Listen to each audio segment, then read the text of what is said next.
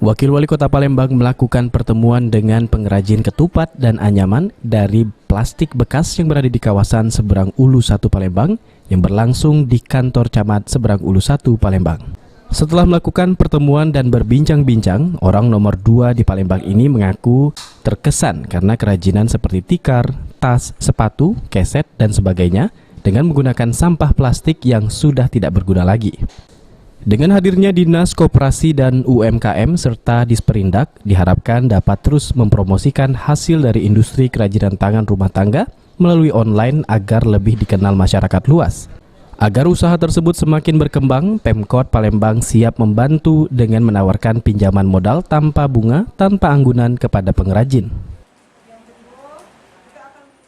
Mereka kerjakan selama ini, saya sangat merasa terkesan sekali ya.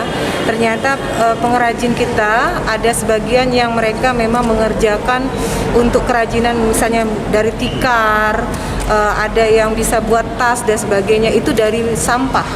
Jadi ada ciri-ciri permen atau coklat itu bisa digunakan untuk kebutuhan rumah tangga seperti tikar.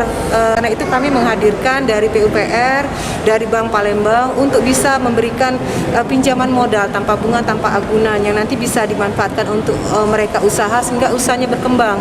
Apalagi di tengah pandemi. Heru Wahyudi, PAL TV.